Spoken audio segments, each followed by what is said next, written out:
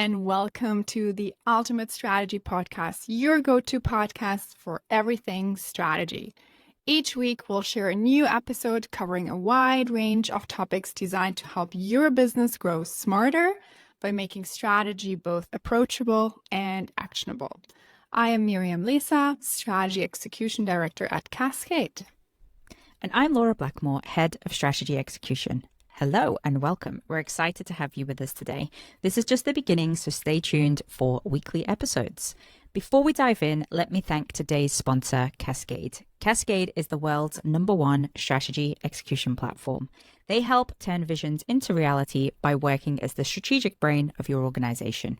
Thousands of businesses around the world use Cascade to plan, manage, and execute their strategies in one place, improving efficiency and speeding up decision-making.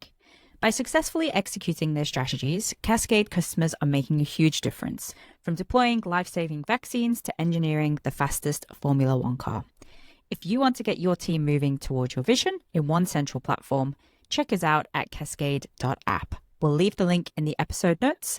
Now, let's get started. Miriam, why don't you kick us off talking about today's topic? Yeah, today's topic is we are tackling the different strategy execution frameworks. So also important to differentiate, there are strategy frameworks and strategy execution frameworks. Some of the famous strategy frameworks would include something like the SWOT or the PESTLE, and you would probably use them a little bit more during the planning or creation phase. And there are lots of different frameworks that are out there and that you can use. But today, again, we'll focus on the strategy execution frameworks. So those are the frameworks that help you really translate your strategy into a plan and make it then execution ready. Laura, what else would you like to add? Yeah, absolutely. I think this is a great topic to cover because I think one of the challenges I often see with organizations is really trying to find the right framework for them, maybe bundling a couple of them together, maybe struggling with getting their organization bought in, maybe struggling with people to understand the terminology, it not really being used consistently or sticking with the right words throughout the organization. Or, one of the most common things I see is when a framework has been deployed a couple of years ago and they switch to a completely different one. And then there's some of that sort of historic, pieces still floating around. So I think today is going to be really good for us to cover sort of going back to basics a little bit. What are the different frameworks? I think we're going to talk about maybe 3 or 4 different frameworks, why they're important, how you adopt them, what they truly mean. So hopefully we can sort of disseminate what are frameworks, but in a really simple terms, I think. One of the most common frameworks is the Balanced Scorecard, and I know you're going to take us through that now. So yeah, I'd love to hear sort of where you've seen it work, what are the benefits, and how do you go about deploying the Balanced Scorecard? Yeah, Balanced Scorecard is a really famous framework, actually originally developed by Robert Kaplan and David Norton. And it helps because it helps organizations, especially maybe that are a little bit more focused on financial planning or traditional financial measures, to go beyond that and provide a lot more holistic view to the organizational performance. So the 4 elements are the financial element, then customers, so looking more at the outside as well, then the internal processes, anything internally, and learning and growth, focused a lot more on the people. So it provides a very holistic, balanced view to the organization. It can be really helpful to just, again, make sure that all the different elements are included, especially if an organization has traditionally maybe been leaning more to likely a financial planning. So that's where Balanced Scorecard can come in and can be really, really helpful. I feel like where it might be a bit more difficult if once it's being broken down in the different areas in an organization. So it's not for everyone, but it can be a really great tool and a great framework, especially as you're trying to almost balance out what you are measuring in your organization, what are the different performance metrics across those different areas, and how can you help bring all of that together. And that's also where I see that most successful.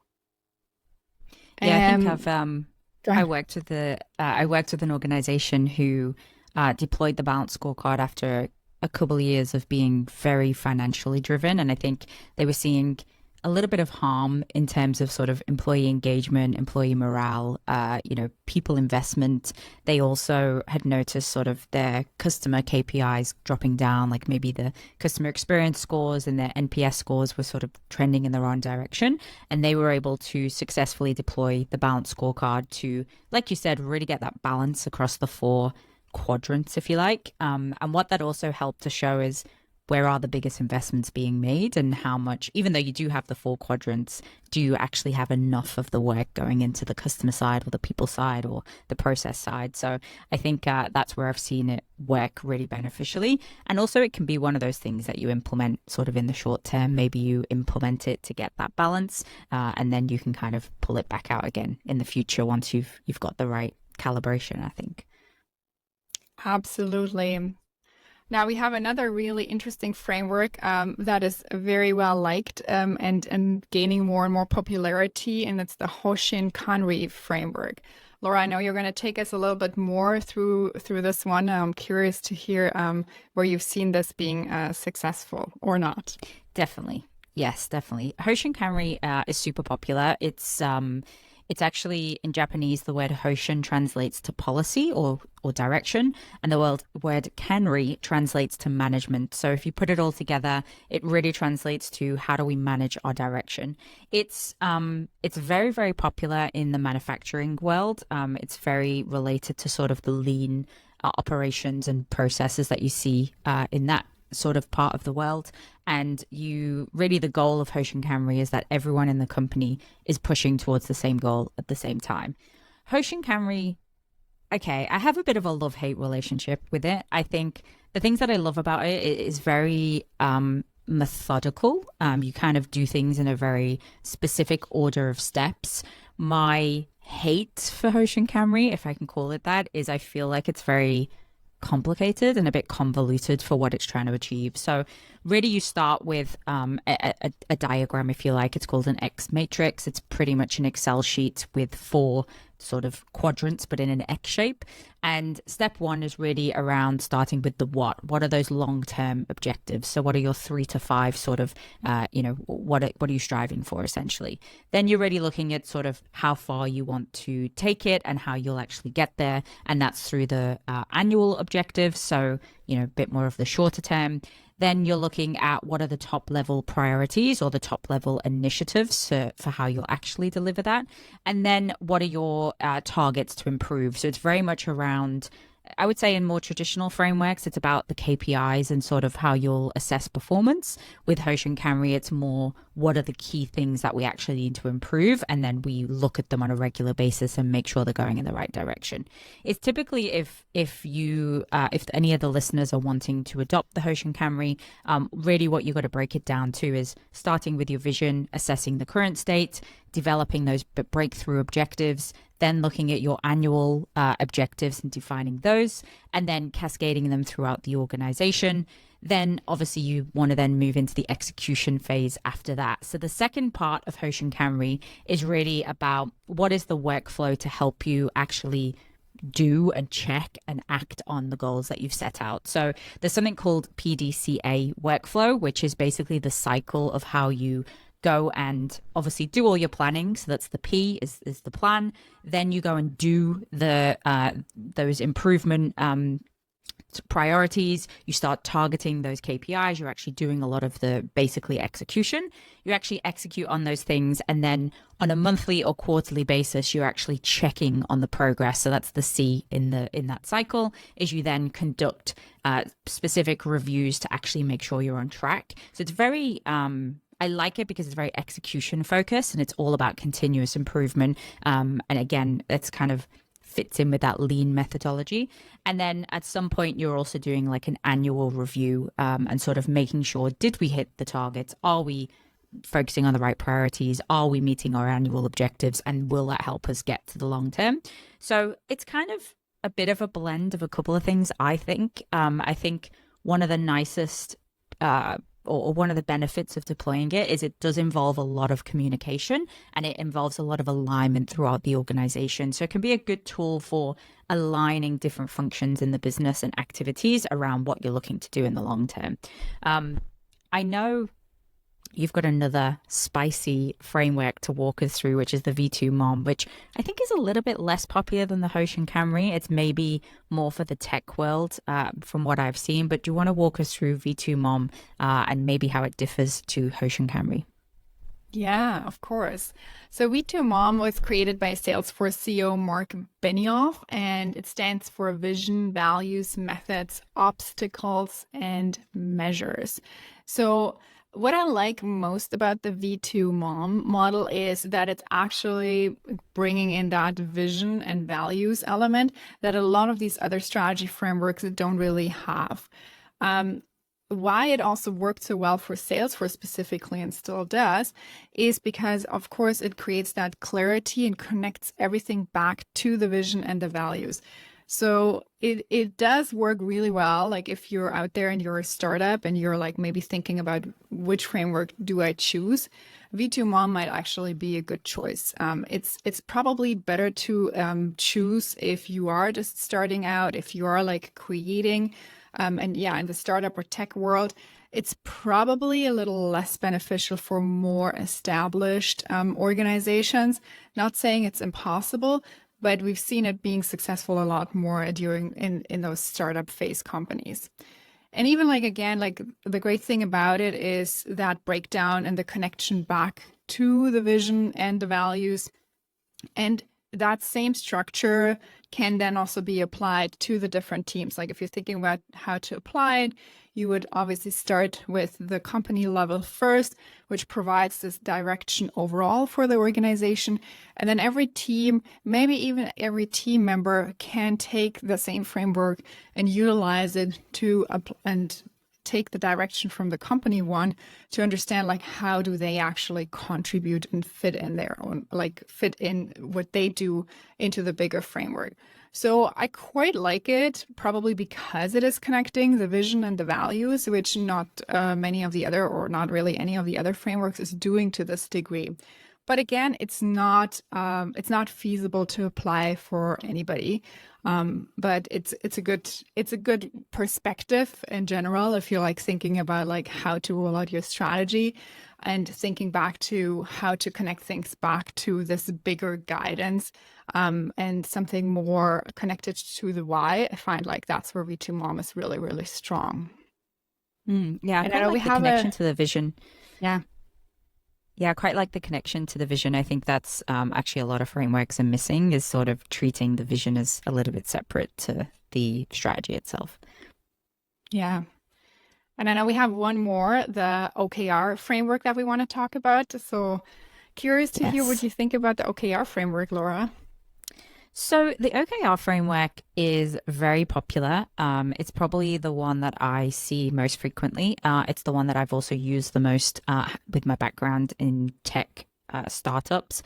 OKRs stands for objectives and key results. It's really around, it's kind of called a goal setting framework. It was really popularized by companies like Intel and Google. So very, very tech heavy.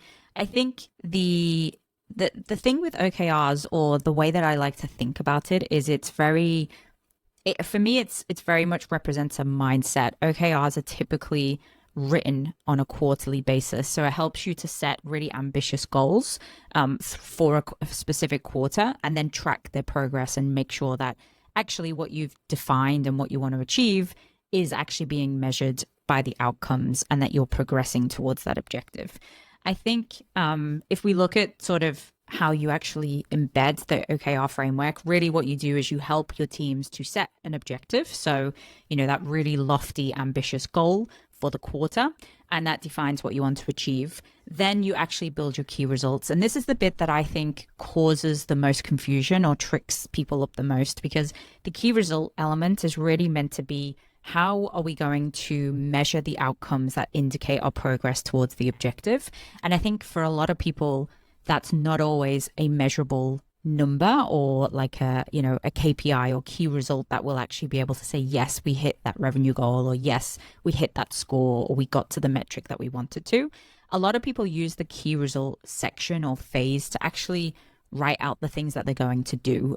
So it could be, you know, sign that customer, or, you know, deploy this document or deploy this process. And that's not really a key result. It's kind of something that you're going to do. So I think sometimes that can cause a little bit of people to trip up because it's not necessarily a key result. It's just something you're doing. And so I think the reason why I don't like it from that aspect is just because you're doing the things that you set out to do doesn't actually mean it's giving you the outcome that you want. And I think that's something to be really mindful of when you're rolling out OKRs, is that it is missing that element of what are we going to do? How are we going to measure it? And how do we make sure that we're working on the right things that then have that measurable outcome that we strive for? I think the things that I love about it are that it is a quarterly cycle. So you typically review them and set them on a quarterly basis. Because you are setting them quarterly, it does mean that you're very agile and you're very responsive towards the you know, external factors or competitive factors, but it also means that you need to be incredibly organized, because you need to set those OKRs while you're still in a quarter, so that the next quarter you're ready to go. So it can be kind of simple. The thing, I guess, that it's missing if you compare it to like V2MOM or one of the earlier frameworks we talked about, is really the long-term vision and the long-term objectives of the organization. So it's really, you got to be really mindful that the OKR framework is great to adopt at more of that operational and tactical level, but you still need the link back to the vision. I think deploying them at that operational or tactical level is really strong, but you still need that tie back to the vision and the values and the direction that the company is going. Yeah, and if I just may add one thing, I think OKRs, obviously the quarterly cycle is really beneficial, especially if you're like reviewing and changing and updating your goals on that quarterly basis. But I find oftentimes if organizations apply it on a quarterly basis, they lack that monthly interaction with their objectives. And especially if it's like critical strategic projects and they are kind of tied to that quarterly cycle, it seems not enough to talk about if they only talk about it on a quarterly basis. So I would also say keeping that flexibility within the framework to understand, okay, you can also still have conversations on a monthly basis and have those updates and talk about it and make it a conversation. And then on the quarterly basis, you do update it and have maybe a bigger review. I would add that in just to say, like, there is also a flexibility within the framework potentially. Yeah. I think that's especially for OKR. I like how you always say it's more like a mindset, but that should also allow for what works best for your organization, especially if you're applying it on a company level and on those big strategic projects that probably need more attention than on a quarterly basis. Yeah, I like that. Yeah, but I know you wanted to talk about one more framework, Laura. Very briefly, I want to touch on the McKinsey Strategic Horizons framework. I actually think this is a really nice framework for helping an organization to boost innovation. So where I've seen this work really successfully is organizations that need to think a little bit more long term. I was actually having a conversation with a very well-known brand recently who do big, large-scale annual events. And at that annual event, you know, that's all they're focused on. They're very focused on the short to medium term. How are we going to run the event? What's our brand exposure? How are we going to get the ticket sales? But what they're not thinking about is the long-term impact of those events. Are people really tied to that brand? Are people really enjoying the experience? And so one of the ways in which they can drive that sort of long-term and more innovative thinking is by adopting the horizons. And really what it is about is categorizing your activities as one of three horizons: short term, medium term, and long term. And if you think about the short term as being sort of the 1 to 2 quarters, the medium term being sort of the 1 to 2 years, and then the long term maybe being 3 to 5 or even 10 years, and really categorizing those pieces around the short, the medium, and long to make sure that you're thinking about the right things and not just thinking too much about the short term or too much about a lofty vision or ambition. I think in terms of wrapping it up, I know we wanted to briefly touch on maybe if you're not wedded to a framework, how do you pick one? Or, what is our advice for anyone who's looking to deploy a new framework? Where would you take them? Yeah, I mean, again, it totally depends usually on where you are with your organization, what type of organization you are, and really like what is that goal and what is the problem that you really want to solve. So I think that is really the key element that anybody out there has to ask themselves to understand which framework works best. And yet there might still be like, okay, you have a problem, you have it identified, you think maybe one or the other frameworks might fit, but maybe nothing really 100% resonates with you. And that's okay too. I think as long as there is a way to help break down the plan into more actionable bite-sized pieces, that is really all that is needed. I work with many organizations that don't follow a strict framework, but rather have sort of created their own version of how they break down what they want to achieve. Cascade obviously has a framework as well that helps to break that down. The way we're looking at it is that you have a certain plan, and there's usually not only one plan, there is the corporate plan, and maybe there are different department plans or regional plans, so whatever you might have. And within that plan, you break it down into the different focus areas. And especially, of course, it starts usually on the corporate level, and ideally whatever the focus areas might be on the corporate level, that can also then be applied to whether it's the regions or the business units or however your business is organized and structured. But focus areas are key, and they help you ultimately to create that focus. You don't want to have too many. You want to have maybe like 5 or 6 at the most. And then break that down into those objectives, really like what is that outcome that you want to achieve for your organization, and how can you then also like make that really measurable and really like tied to a date, so that your objectives are kind of smart goals that you help your organization to understand what do they need to do to actually get to those to achieve those focus areas. And maybe different departments have some different objectives that they want to add in, but what are the big company goals that help achieve those bigger focus areas? And then how do you break that further down into a list of indicators that can be either some measurable KPIs or a list of actions and projects that are a bit more like on the qualitative side.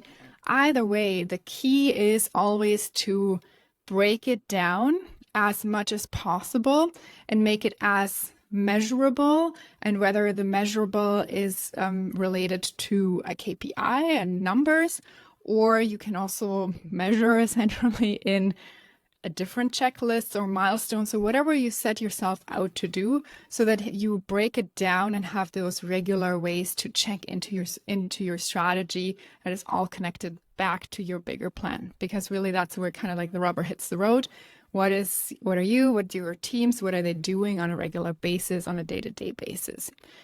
So plan, a focus area, objectives, and those objectives are being essentially measured by KPIs, actions, and projects to help you how to execute on those objectives.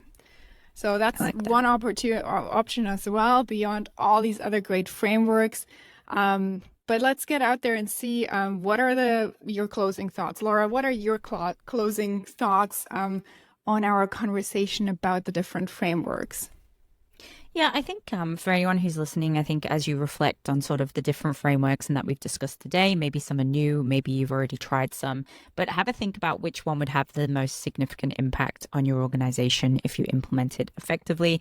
We'd love to hear your thoughts and experiences as well. So please feel free to share them with us in the comments or on social media. Some closing thoughts from my side. I think a framework is always very useful to help ultimately provide certain structure, and it's also helpful, especially as you want to cascade your objectives down into the organization, but it's only one part of your strategy execution, and it really focuses on the what. Ultimately, you really have to also think about, include your teams, how you break it down, how you build that culture around those frameworks. Again, introducing a new framework, again, means change for the organization, and some people might like it more or less, as always. So really thinking about it more holistically, what it means as you're introducing maybe a new strategy framework, or you're updating it, or whatever you might do as you're like rolling out your strategy. This is just like one part, and it's definitely not going to solve all of your strategy execution problems or challenges. It's not going to make it all happen overnight. It's just one fundamental part. And then there needs to be built around that whole element of how do you include the people? How do you build the culture? How do you really like make sure that people are bought in to not only the methodology that you're using with the framework, but also your company objectives? Nice. I like that.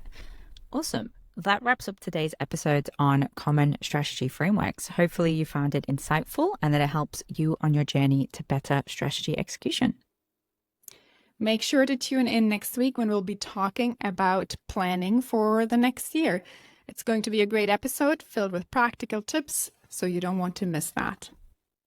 And in the meantime, don't forget to subscribe to the Ultimate Strategy podcast on your favorite platform so you never miss an episode.